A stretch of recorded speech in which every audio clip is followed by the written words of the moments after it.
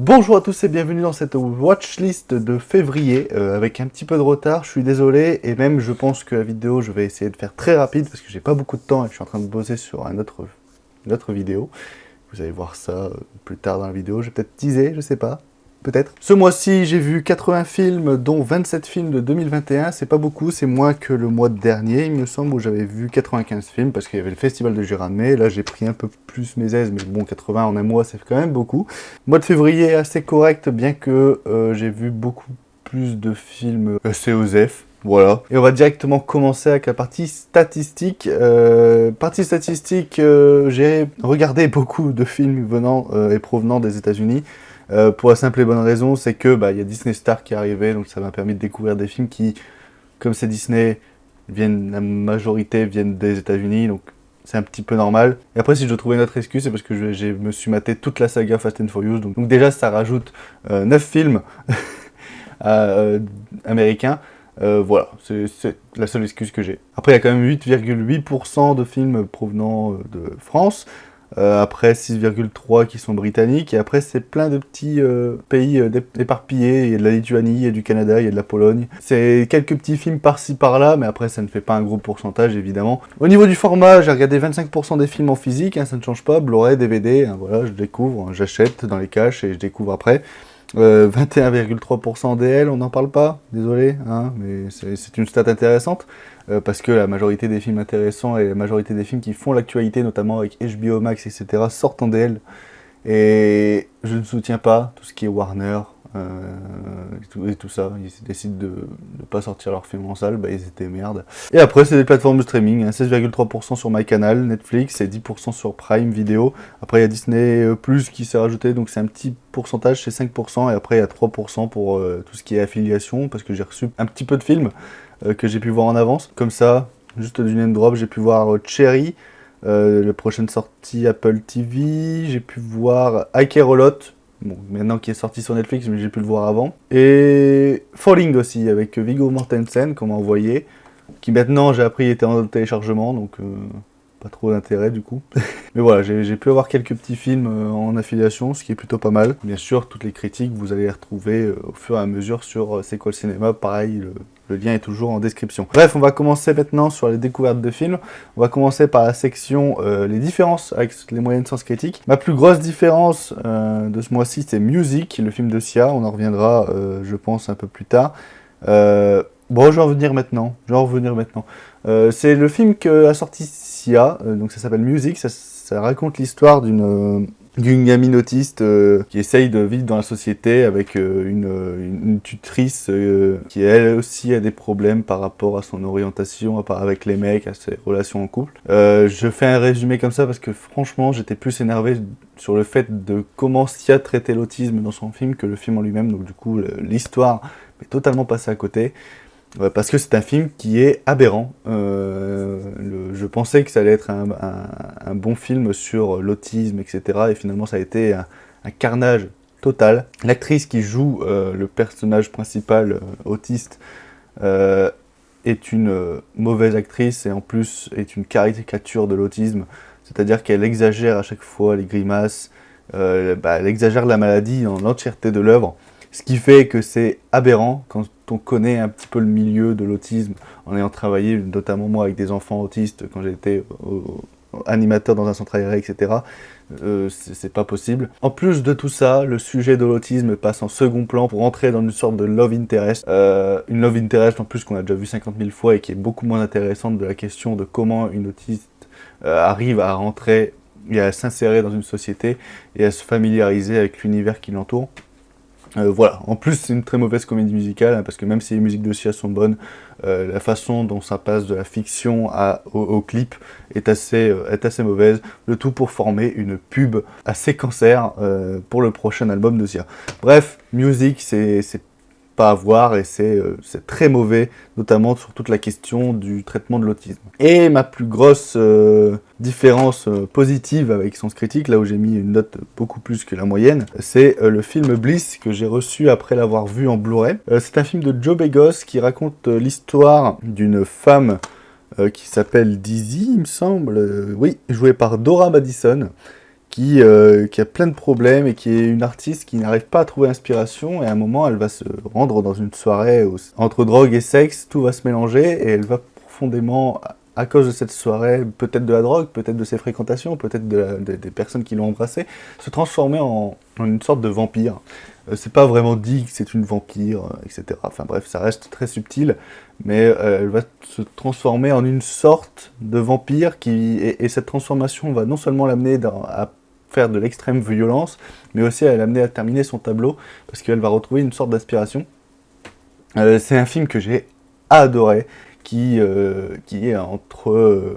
c'est comme si on avait demandé à Gaspard Noé de filmer de faire un film sur l'art et les vampires, et que il s'exécutait et il faisait un Gaspard Noé à son paroxysme. Là, c'est Joe Begos, je pense que son inspiration première était Gaspard Noé, parce que entre des néons partout, de la violence, des très longs plans, des plans qui tournent dans les couloirs, etc., c'est très inspiré Gaspard Noé. Donc, c'est pas très surprenant le fait que j'ai apprécié l'œuvre, mais c'est surtout un film qui, même s'il y a, d'ailleurs, Bliss has a draw comparison to the film of Gaspar Noé and Abel Ferrara. Exactement. Et en plus, c'est profondément féministe. C'est en même temps un sous-texte très intéressant sur la question de comment on peut voir l'art. C'est un film très beau, c'est un film très touchant et très violent aussi. Le gore, il y va. Mais à côté, c'est pas un film qui va pas plaire à tout le monde. C'est vraiment un film très bizarre. Et Joe Begos, du coup, m'a beaucoup intéressé après ce film-là. J'ai continué sa filmographie en regardant le film qu'il a fait après et le film qu'il a fait avant. Donc c'était VFW, le film qu'il a fait après. C'était mauvais. Et le film qu'il a fait avant, je sais plus comment il s'appelle. J'ai plus le nom. Et c'était très mauvais aussi. Voilà, donc je pense que c'est le coup de génie dans la filmographie de ce mec, parce que le reste, c'est pas intéressant. Le meilleur film de 2021 pour moi, ça reste, pour ce mois-ci, Palm Springs. L'exclusivité Amazon et Hulu, provenant des États-Unis, de Sundance, etc. C'est un film sur une boucle temporelle où une personne reste bloquée dedans depuis très longtemps et va emmener une autre personne jouée par Christine Milioti dans cette boucle temporelle, et d'un seul coup une sorte de romance fantastique va s'installer entre les deux. C'est un film très drôle, très touchant, très très bien géré, où le rythme ne devient jamais fade, où on ne tourne pas en rond. C'est un bien meilleur Un jour sans fin que le film Un jour sans fin, et c'est pour moi le meilleur film qui a été fait sur les boucles temporelles que j'ai vu. J'en ai vu beaucoup, surtout en ce moment, parce que j'ai l'impression qu'il n'y a que ça qui sort. Parce que le même jour, sur Prime Video, il y a eu un autre film qui parle de boucles temporelles et qui ressemble comme presque deux gouttes d'eau à Palm Springs, et qui est un peu moins bien que assez intéressant sur certains points et assez sympa au visionnage. C'est Itinéraire des petites choses. Si vous avez aimé Palm Springs, il y a Itinéraire des petites choses aussi sur la même plateforme. C'est beaucoup moins bien, mais ça reste bien sympathique, et c'est à peu près la même histoire. Hein. Il y a 2-3 petites choses près. Alors, mon tout premier conseil, c'est un film que j'ai découvert très récemment sous le conseil d'une amie. C'est Perfect Blue de Satoshi Kon. Je tiens à faire un disclaimer tout de suite, je suis très nul à résumer les films. Ouais. Du coup, alors là, je ne vais pas t'aider parce que je ne l'ai pas vu. Hein. Donc, c'est l'histoire d'une chanteuse, d'une ancienne chanteuse qui va se reconvertir en actrice et qui va se voir poursuivie par un de ses fans qui n'est pas content de sa reconversion.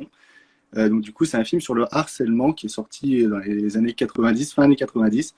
C'est de Satoshi Kon, celui qui a fait également Paprika, un film que je n'ai pas vu aussi, mais qui a beaucoup influencé Inception de Christopher Nolan. Donc Perfect Blue, ça raconte ça, et ça a beaucoup influencé Darren Aronofsky, d'ailleurs, pour Requiem for a Dream et Black Swan. D'accord. Black Swan, c'est à peu près la même chose dans le fond et dans les thèmes. C'est un film qui n'est pas feel good du tout. C'est vrai. En fait, on fait que des films pas feel good ce soir. Alors, pas du tout. C'est pas feel good du tout. J'ai découvert très récemment, et je dois avouer que j'étais très très mal pendant tout le film, parce que ça parle de harcèlement, etc. Et surtout avec depuis les affaires MeToo, etc. C'est un sujet qui est revenu beaucoup. On en reparle presque tous les jours, comme des films en scandale, etc. Sauf que là, je trouve que c'est vraiment le film parfait pour mettre en scène ce crime.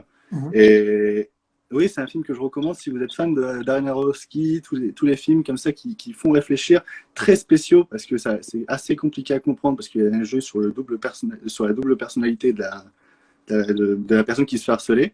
Mhm. Mais c'est un film qui, pour ceux qui sont fans d'animé japonais, tout comme ceux qui sont fans de sujets de société, etc., c'est un film très intéressant pour ça. D'accord. Alors, il y a Marco Valespa qui nous dit Perfect Blue, très bon thriller d'animation. Exactement, c'est un thriller. Jamais vu ça, j'ajoute ça à ma playlist. Exceptionnel, Perfect Blue.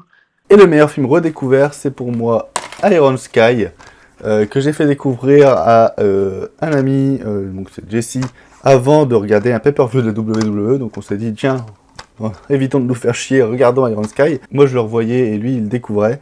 J'adore Iron Sky, je trouve ça fantastique, dans sa satire de la société, dans sa dystopie, dans son absurdité. Pour moi c'est un très grand film low cost, si on peut appeler ça comme ça, parce qu'on voit quand même que niveau budget ça tabasse quand même, et c'est plutôt bien géré. Pour moi c'est un grand film. Je sais que beaucoup restent en dehors ou beaucoup trouvent juste sympa. Moi je trouve que la dystopie qu'il y a derrière, etc., c'est tellement bien amené, c'est tellement cohérent et c'est tellement crédible aussi, que c'est un film que j'adore. D'ailleurs j'ai le steelbook et le Blu-ray de Iron Sky 2, je l'ai toujours pas vu, n'hésitez pas à me dire ce que vous en pensez, je compte me le lancer très prochainement, histoire de le découvrir, mais là, voir Adolf Hitler sur un dinosaure, moi ça me fait déjà marrer. Le pire film de 2021, je l'ai découvert assez récemment, parce que c'était en fin de mois février, c'était Tom et Jerry, l'exclusivité HBO Max que j'ai bien évidemment téléchargé. Tom et Jerry, c'était horrible, c'était exécrable, c'était une insulte, c'était douloureux, bref... J'ai attrapé la chiasse. Plus sérieusement, Tom et Jerry, je comprends pas comment on peut faire un film comme ça en 2021.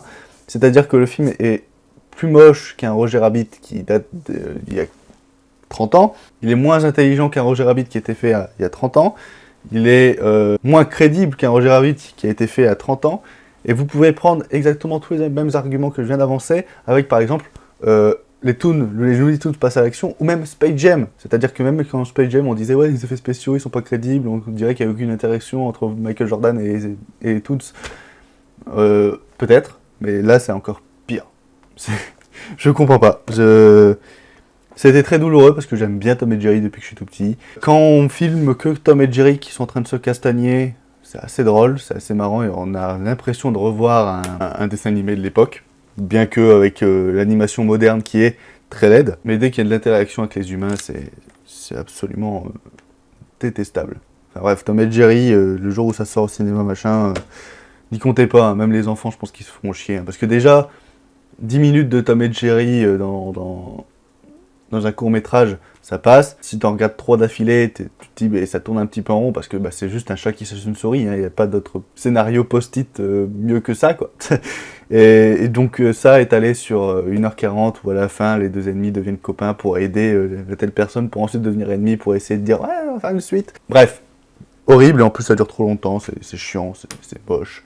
C'était vraiment dégueulasse. Et le pire film découvert c'est Hot Thrill and Warm Chills.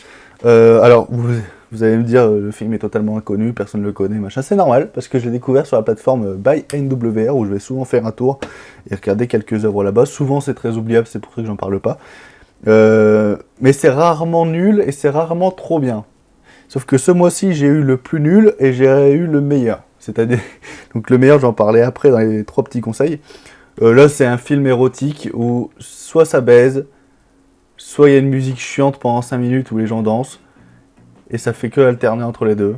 Il n'y a pas d'histoire, ça dure 1 heure, c'est chiant. Ça baise et ça danse, ça baise et ça danse.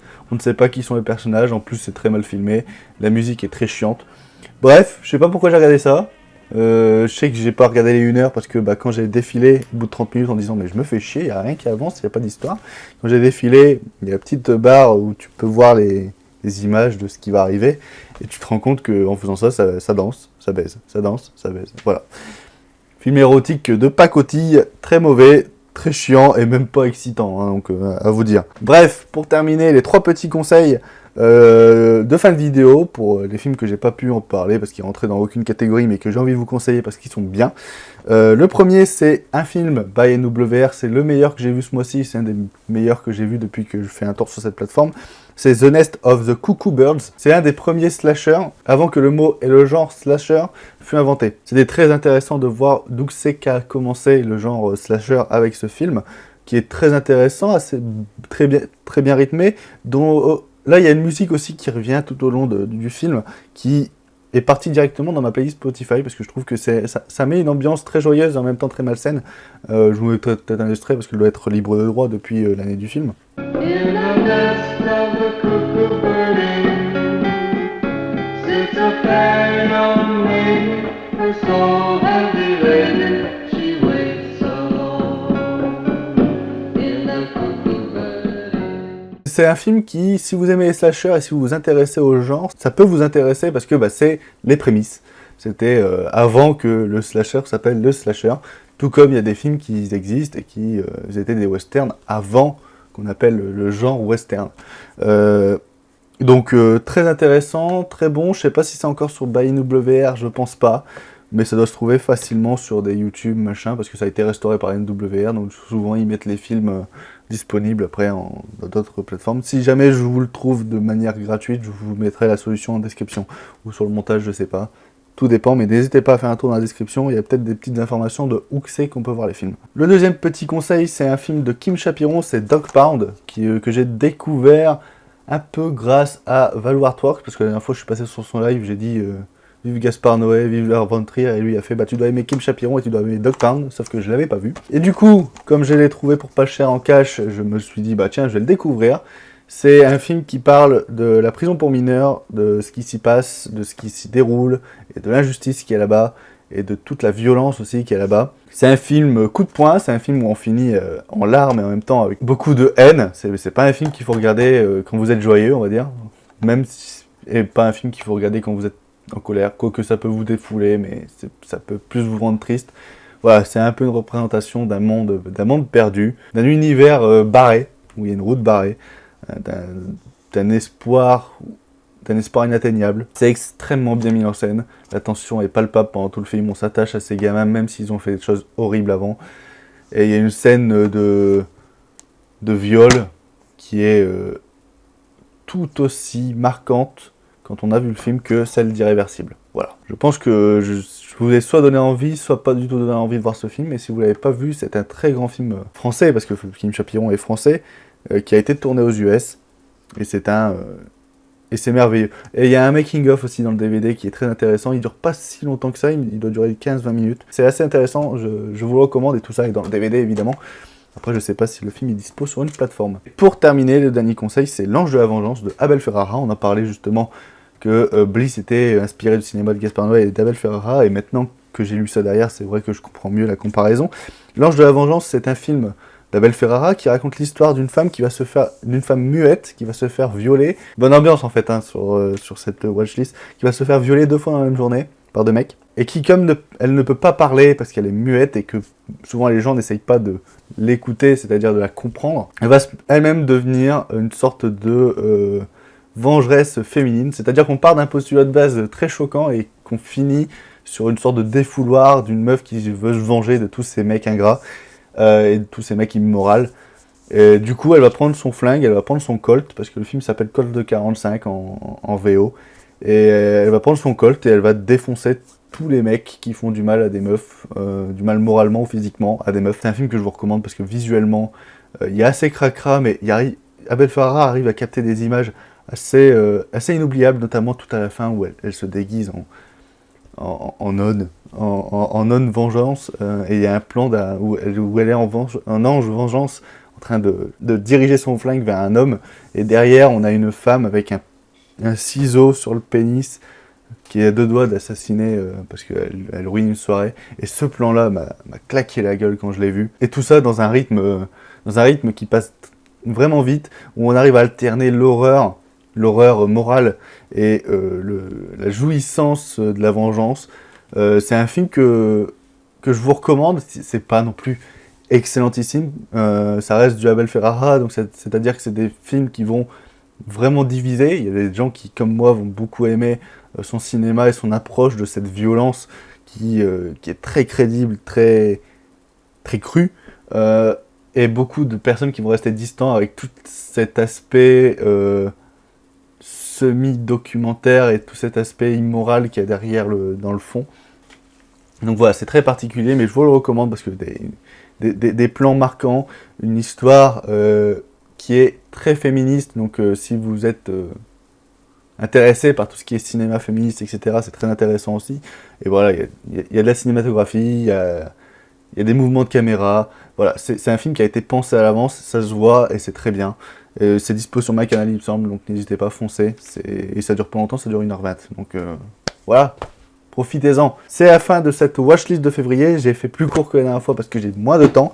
On se dit rendez-vous en mars, très prochainement. Et aussi, je vous ai pas dit, et je vous le dis à la fin de la vidéo, comme ça récompensera les gens qui sont restés jusqu'à la fin. Si j'ai pas de temps, c'est parce que même malgré toutes les galères qui se passent dans mon privé, je travaille aussi sur une autre vidéo. Je sais pas de quoi je vais parler. Bref, on se dit à la prochaine pour parler de cinéma. Sur ce, prenez soin de vous, regardez des films. Ciao. Et je viens de faire la même outro que du Randall, c'est déprimant.